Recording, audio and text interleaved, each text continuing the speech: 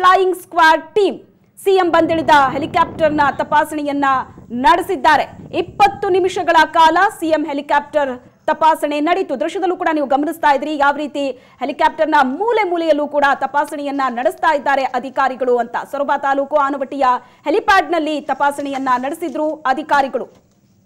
ಮಧು ಬಂಗಾರಪ್ಪ ಪರ ಪ್ರಚಾರಕ್ಕೆ ಆಗಮಿಸಿದ್ದ ಸಿಎಂ ಹೆಲಿಕಾಪ್ಟರ್ನಲ್ಲಿ ಬಂದಿಳಿತಾರೆ. ಆ ಸಂದರ್ಭದಲ್ಲಿ ಫ್ಲೈಯಿಂಗ್ ಸ್ಕ್ವಾಡ್ ಟೀಮ್ ಹೆಲಿಕಾಪ್ಟರ್ ಅನ್ನ ಪೂರ್ಣವಾಗಿ ಪರಿಶೀಲನೆ ನಡೆಸಿದ್ದಾರೆ ಸುಮಾರು 20 ನಿಮಿಷಗಳ ಕಾಲ.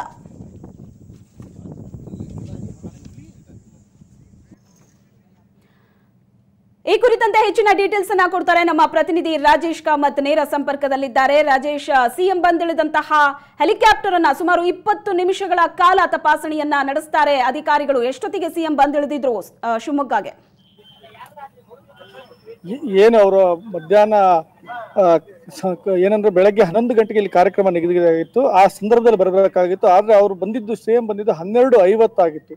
12:50ಕ್ಕೆ ಅವರು ಸೊರಬ ತಾಲೂಕಿನ ಆನವಟ್ಟಿ ಗ್ರಾಮದಲ್ಲಿ ಅವರ ಬಹಿರಂಗ ಸಭೆಯನ್ನು ಉದ್ದೇಶಿಸಿ ಮಾತಾಡಬೇಕು. ಅಲ್ಲಿಯ ಹೆಲಿಪ್ಯಾಡ್ಗೆ ಬಂದು ಇಳಿತಾ ಇದ್ದ ಹಾಗೆ ಮುಖ್ಯಮಂತ್ರಿಗಳು ಮಾಧ್ಯಮಗಳ ಜೊತೆಗೆ ಮಾತನಾಡಲಿಕ್ಕೆ ಮುಂದಾಗ್ತಾರೆ. ಆ ಸಂದರ್ಭದಲ್ಲಿ ಅವರು ಇಳಿತಾ ಇದ್ದಾಗೆ ಸುಮಾರು ಒಂದು ಫ್ಲೈಯಿಂಗ್ ಸ್ಕ್ವಾಡ್ನವರು 20 ನಿಮಿಷಗಳ ಕಾಲ ಅವರ ಹೆಲಿಕಾಪ್ಟರ್ನ ತಪಾಸಣೆ ಮಾಡ್ತಾರೆ.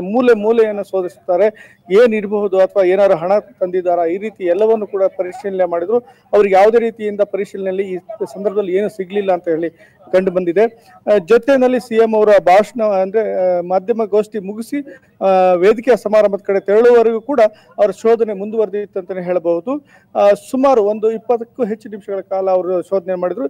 ಈ ನಂತರ ಈ ಸಂದರ್ಭದಲ್ಲಿ ಕುಮಾರಸ್ವಾಮಿ ಅವರು ಕೂಡ ಮಾಧ್ಯಮಗೋಷ್ಠಿಯನ್ನು ನಡೆಸಿ ಅವರು ಈ ಮಂಡ್ಯದ ಬಗ್ಗೆ ಹೆಚ್ಚಿನ ಪ್ರಚಾರ ಸಿಗ್ತಾ ಇದೆ, ನರೇಂದ್ರ ಮೋದಿ ಅವರಿಗಿಂತ ಹೆಚ್ಚಿನ ಪ್ರಚಾರವನ್ನು ನೀವು ಮಂಡ್ಯಕ್ಕೆ ನೀಡಿದ್ರಿ, ಯಾವುದೇ ರಾಷ್ಟ್ರೀಯ ನಾಯಕರು ಬಂದ್ರು ಕೂಡ ಅವರಿಗೆ ಪ್ರಚಾರ ಸಿಗ್ಲಿಲ್ಲ ಎಲೆಕ್ಟ್ರಾನಿಕ್ ಮೀಡಿಯಾದಲ್ಲಿ ಅಂತ ಕೇಳಿ ಕೂಡ ಒಂದು ಆಕ್ಷೇಪವನ್ನು ವ್ಯಕ್ತಪಡಿಸಿದ್ರು. ಆದ್ರೂ ಕೂಡ ನನ್ನ ಮಗ ನ್ಯಾಷನಲ್ ಲೆವೆಲ್ ಲೀಡರ್ ಆಗೋದಕ್ಕೆ ನೀವೇ ಸಹಾಯ ಮಾಡಿದ್ರಿ, ಈ ಮೂಲಕ ಹೆಚ್ಚಿನ ಪ್ರಚಾರ ನೀಡಿ ಅಂತ ಹೇಳಿದ್ರು.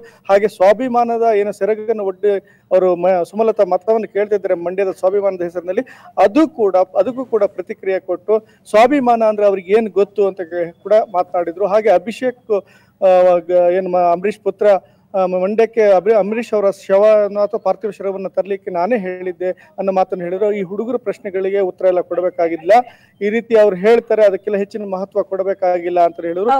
ಮಂಡ್ಯ ರೈತರು ನನ್ನನ್ನು ಹೆಚ್ಚಿನ ಸಂಖ್ಯೆಯಲ್ಲಿ ಬೆಂಬಲಿಸ್ತಾ ಇದ್ದಾರೆ, ನಾವು ಈ ಬಾರಿ ಗೆಲ್ತೀವಿ ಅನ್ನೋ ಮಾತನ್ನು ಕೂಡ ಈ ಸಂದರ್ಭದಲ್ಲಿ ಕುಮಾರಸ್ವಾಮಿ ಹೇಳಿದ್ರು. ಥ್ಯಾಂಕ್ ಯು ರಾಜೇಶ್ ನಿಮ್ಮೆಲ್ಲ ಡೀಟೇಲ್ಸ್ಗೆ.